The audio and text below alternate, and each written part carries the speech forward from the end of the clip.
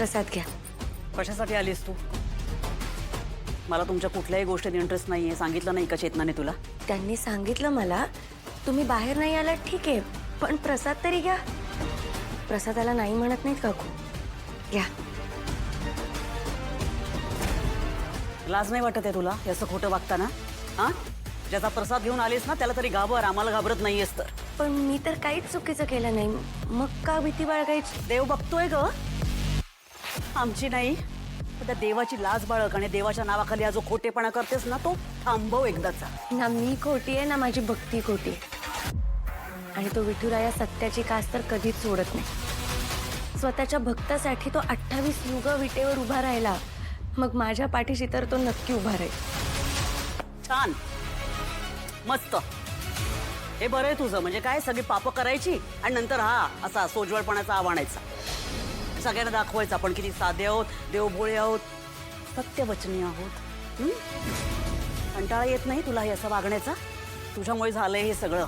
या घराची शांती भंग केलीस तू आणि त्या स्वतःच्या पापांवर पांघरून घालायला हे असं नाटक करतेस. थांबव आता. काकू खरंच मी काहीही खोटेपणा केलेला नाहीये. अगं तुझ्यामुळे माझा मुलगा तुरुंगात गेलाय आणि तरी तू म्हणतेस तू मुद्दाम केलं नाहीयेस.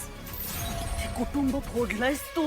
नाही काकू, हे मलाही माहिती आहे आणि माझ्या विठ्ठलालाही माहिती आहे. तुम्ही बाहेर जाऊ नका. तुम्ही हॅलो, बाहेर.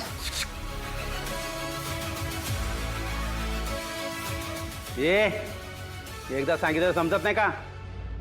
का वाकड्या शिरायचं आम्ही?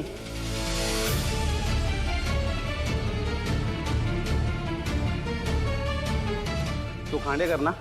हो, मीच खांडेकर. पण माझा त्या गुलाबशी काही संबंध नाही. ते म्हणत होते ना माझा काही संबंध नाही. तुम्हाला माहिती का, गुलाबाचं फूल असतं ना आपलं, ते जरी असं जवळ आलं ना तरी मला शिंक आहे. मला ॲलर्जी आहे ना गुलाबाची, त्यामुळे गुलाब नावाच्या म्हणा फुलाचा माझी कोणाची संबंधच नाही. काय बोलतात त्याला? MNN बातम्याचं चॅनल. MNN आमचं न्यूज चॅनल आहे ते. आम्ही बातम्या देतो ना, हे आमचं मेन काम. मग दे ना. काय देऊ? अरे वेड्या, बातम्या दे.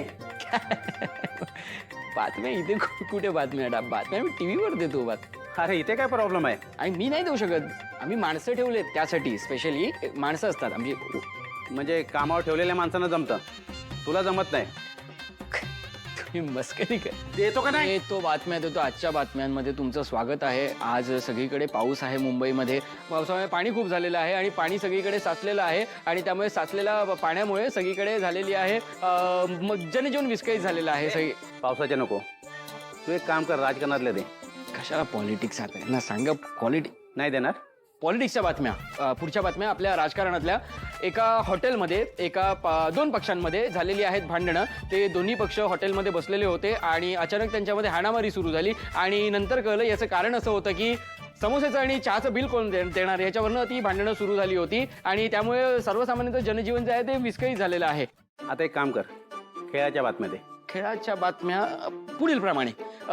एका माणसाने सलग 10 गोल मारलेले आहेत आणि त्याला मिळालेला आहे सर्वोत्कृष्ट अभिनेता सर्वोत्कृष्ट खेळाडूचा पुरस्कार मिळालेला आहे आणि त्यामुळे जनजीवन विस्कळीत झालेलं आहे. खूपच विस्कळीत झालेलं आहे जनजीवन.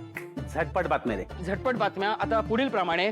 मेड फॉर इच अदर असं एक कपल म्हणत होतं आणि त्या कपलमध्ये जोरजोरात भांडणं झालेली आहेत. त्यांनी एकमेकांच्या डोक्यामध्ये दगड टाकलेला आहे आणि कारण हे होतं की फक्त रिमोटने चॅनल चेंज करण्यासाठी त्यांच्यामध्ये भांडणं झालेली आहेत आणि त्या भांडणामुळे त्यांनी एकमेकांना संपवलेलं आहे आणि त्या दोघांनाही शिक्षा होणार आहे. पण शिक्षा कशा होणार? त्यांना ते संपवलेलं आहे ना एकमेकांना. त्यामुळे आता झालेले आहेत रस्त्यांवर पडलेले आहेत खड्डे. पाऊस सुरू होता ना, पहिली न्यूज आपली. पाऊस सुरू होता, त्या पावसामुळे झालेले आहेत खड्डे. खड्ड्यांमुळे रस्ते जे आहेत ते त्यामुळे टेन्शन आलेलं आहे मुलांना जेवढं अभ्यासाचं टेन्शन नाही त्यापेक्षा टेन्शन आहे की ते शाळेमध्ये कसे काय पोहोचणार. कारण शाळेमध्ये जर ते पोहोचले नाहीत तर शाळेमध्ये ते जाणार कसे, त्यांची अटेंडन्स कशी लागणार. पुढे शाळेमध्ये गेलेल्या मुलांना त्याच्या बोल पुढे.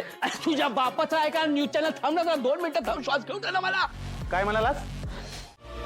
मग ह्या सगळ्यामधनं सावरायला त्यांना वेळ लागेल ना. आणि मला पूर्ण खात्री आहे विठुराया सगळं व्यवस्थित करेल.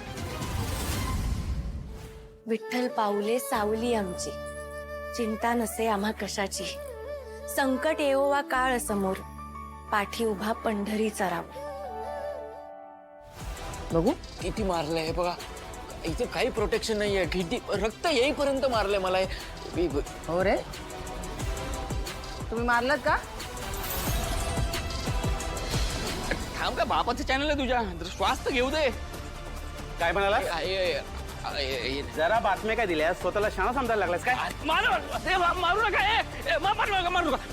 नाही मारायचं नाही.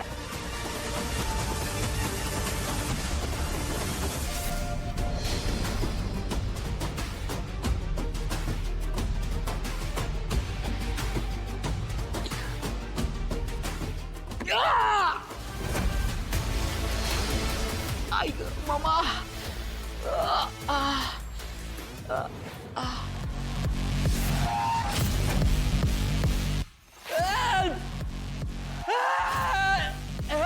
हॅलो. हवालदार, एक काम करा, बाहेर येऊन जा. चला.